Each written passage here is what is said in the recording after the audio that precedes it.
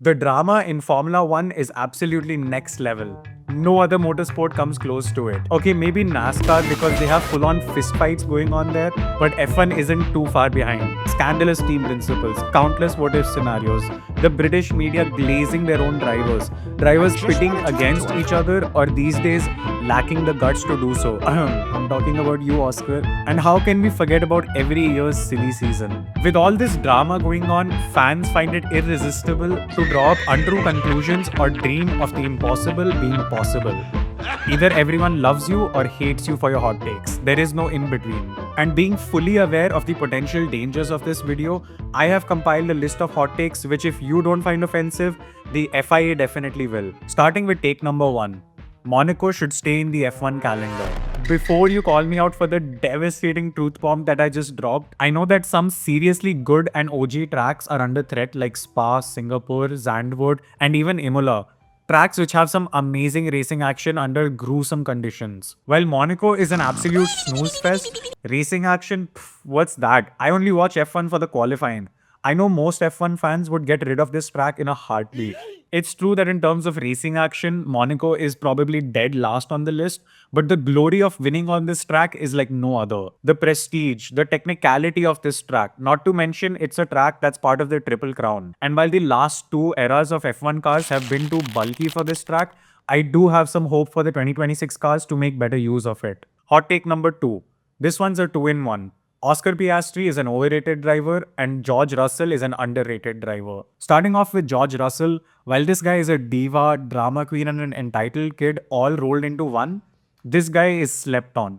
I love seeing him whine to Toto and lashing out with anger and borderline violence, but this guy performs when it matters. During the 2025 season, he gave Verstappen a run for his money, being a pain in his side whenever the McLaren drivers were busy sniffing each other's butts. I think on the current grid, only George and Charles are actually the ones who can go head to head with Max. Now, Oscar Piastri, on the other hand, Australia, mate. Good day. at the start of this season, he was the favored McLaren driver to win the 2025 championship. And even though the season has concluded, he still is the favored McLaren driver to win the championship. But where's his championship trophy? There isn't one. This man had every opportunity to maximize his points in the first half of the season, building a massive lead, but decided to be nice and play by papaya rules, which basically means we do a terrible job at hiding the fact that we have a favored driver, but we'll try to play it off as we don't support any driver at all. But with all of Oscar's calmness, confidence, and skill, he did not have the guts to fight for what was truly his. Something anyone with a championship winning mindset would do. He's good, but he's overrated just because he doesn't have the cojones. Speaking of cojones, take number 3.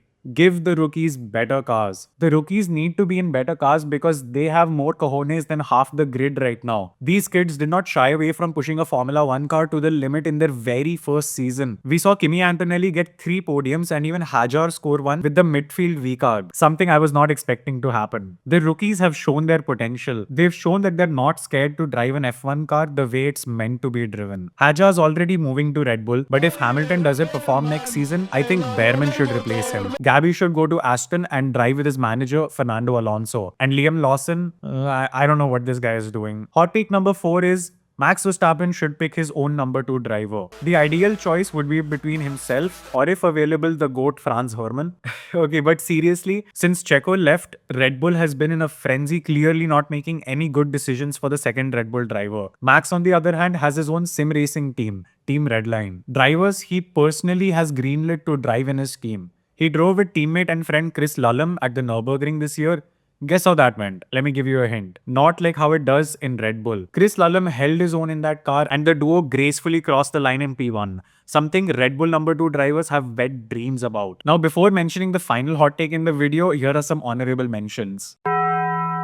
Purely to piss off MBS and the FIA, since his reign of terror will now go on till 2029. First, we have swearing. Can we please get swearing back? The FIA is acting how footballers act on the pitch when the ball hits their foot. Then we should have the old point system back, which rewards consistency over outright wins, which in my opinion is the better way to do it. Interesting fact, if we had the old point system in the current age, Lewis would have been champion in 2021 and Verstappen in 2025.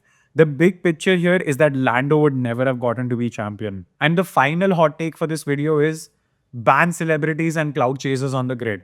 F1 is already a global sport. We don't need some dumbass celebrities coming in to pretend to like the sport and not even do a good job at pretending. The biggest reason this pisses me off is when they try to disrespect Martin Brundle. Now, that man is a savage himself, okay? But it annoys me what could have been a good interview is now replaced by some random ass celebrity saying Lewis Hamilton is their favorite driver. My solution to fix this is you should be able to name at least 10 drivers on the grid to be eligible for a paddock pass. And can we please have a flag waving boot camp? Because what is this? Oh my god, bro. Oh, hell no, man. What the fuck? When the energy we really need is. I just got three things to say. God bless our troops. God bless America. And gentlemen, start your engine! If you agree with even a single hot take on this list, hit that subscribe button below and I will see you guys with a new video next Friday. Happy racing, everyone.